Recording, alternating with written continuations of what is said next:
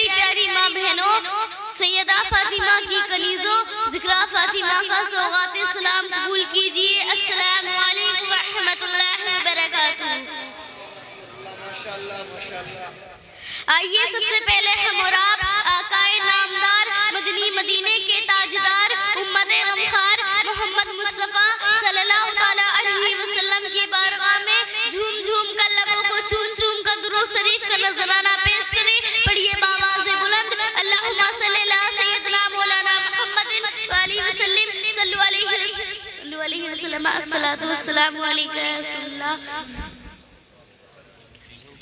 ایک مرتبہ حضرت عبدالمطلب خانہ کعبہ کا طواف کرتے ہیں اور کرتے کرتے کیا دیکھتے ہیں کہ خانہ کعبہ منہ کے بل گر جاتا ہے۔ حضرت عبدالمطلب پریشان ہو جاتے ہیں اور کہتے ہیں ابھی تو خانہ کعبہ کی تعمیر کرائی گئی تھی، اچانک خانہ کعبہ گر کیسے گیا؟ حضرت عبدالمطلب پریشان ہو کر باہر آتے ہیں۔ باہر انہیں ایک لونڈی ملتی ہے، وہ لونڈی ان سے کہتی ہے اے حضرت عبدالمطلب، تیرے ہر پوتا پیدا ہوا ہے۔ حضرت عبدالمطلب نے فرما دیا کہ خانہ کعبہ گرا نہیں تھا بلکہ سجدے میں تھا، کیونکہ آج میرے پوتے محمد مصطفیٰ صلی اللہ علیہ وسلم کی ولادت و شہادت کری ہے۔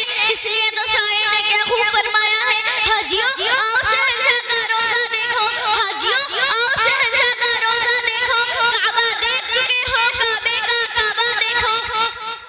حضرت جبریل امین ایک مرتبہ محمد مصطفیٰ صلی اللہ علیہ وسلم کی بارگاہ میں عرض کرتے ہیں یا رسول اللہ صلی اللہ علیہ وسلم، میں نے داؤد علیہ السلام کی امت کو بھی جہنم میں دیکھا ہے۔ یا رسول اللہ صلی اللہ علیہ وسلم، میں نے ادریس علیہ السلام کی امت کو بھی جہنم میں دیکھا ہے۔ یا رسول اللہ صلی اللہ علیہ وسلم، میں نے زکریا علیہ السلام کی امت کو بھی جہنم میں دیکھا ہے۔ یا رسول اللہ صلی اللہ علیہ وسلم، میں نے نوح علیہ السلام کی امت کو بھی جہنم میں دیکھا ہے۔ یہ کہہ کر حضرت جبریل خاموش ہو جاتے ہیں اور کہتے ہیں اگر میں نے حضور کو ان کی امت کو جہنم میں جانے کا تذکرہ کر دیا تو حضور کی آنکھوں سے آنسو تسبار ہونے لگیں گے، حضور کا چین بے چینی میں بدل جائے گا، حضور کا قرار بے قراری میں بدل جائے گا، حضور بے چین ہو جائیں گے، حضور بے قرار ہو جائیں گے۔ اتنے میں میرے حضور عرض کرتے ہیں اے جبریل امین کہ تو نے میری امت کو بھی جہنم میں دیکھا ہے؟ حضرت جبریل امین مجبوراً کہتے ہیں ہاں اے رسول اللہ، میں نے آپ کی امت کو بھی جہنم میں دیکھا ہے۔ یہ سن کر میرے حضور کی آنکھوں سے آنسو اسکبار ہونے لگتے ہیں، میرے حضور کا چین بے چینی میں بدل جاتا ہے، میرے حضور کا قرار بے قراری میں بدل جاتا ہے، میرے حضور بے قرار ہو جاتے ہیں اور روتے روتے غار حرا میں چلے جاتے ہیں۔ ایک صحابہ اکرام جو ان کے پیچھے نماز پڑھا کرتے تھے، وہ اس لیے پڑھا کرتے تھے کہ ایک طرف اللہ کی عبادت ہوگی، دوسری طرف چہرہ انور کی زیارت، ایک طرف اللہ کی عبادت ہوگی، دوسری طرف چہرہ انور کی زیارت۔ میرے حضور گا رہی وہ صحابہ، حضرت جبریل امین ان صحابہ سے کہتے ہیں، وہ صحابہ اکرام ایک جنگل میں جاتے ہیں اور ایک چرواہے سے کہتے ہیں اے چرواہے کہ تو نے میرے محمد کو دیکھا ہے، اے چرواہے کہ تو نے مذاق البصر کو دیکھا ہے؟ وہ چرواہا کہتا ہے میں کسی محمد کو نہیں جانتا، میں کسی مذاق البصر کو نہیں جانتا، بس میں اتنا جانتا ہوں کہ اس غار میں کوئی اتنا پھوٹ پھوٹ کے روتا ہے، اتنی دردناک آواز سے روتا ہے کہ اس کی آواز سے میری بکریوں نے چڑھنا چھوڑ دیا۔ اللہ اکبر۔ میرے حضور غار حرا میں زاروں قطار رو رہے ہیں، کس کے لیے رو رہے ہیں؟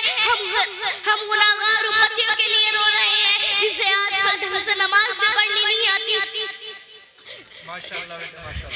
جب وہ صحابہ اکرام اس چرواہے سے یہ بات سنتے ہیں تو سمجھ جاتے ہیں کہ اتنی پھوٹ پھوٹ کے رونے والا، اتنی دردناک آواز سے رونے والا میں نبی کے سوا اور کوئی نہیں ہو سکتا۔ جب وہ صحابہ اکرام غار حرا میں جاتے ہیں تو کیا دیکھتے ہیں کہ میں نبی کا سر سجدے میں ہے، میں نبی سجدے میں زاروں قطار رو رہے ہیں اور کیا عرض کر رہے ہیں یا ربی حبلی امتی، یا ربی حبلی امتی، یا ربی حبلی امتی، اے اللہ میری امت کو میرے حوالے کر دے، اے اللہ میری امت کو بخش دے، اے اللہ میری امت کو میرے حوالے کر دے۔ لیکن میرے حضور ان کی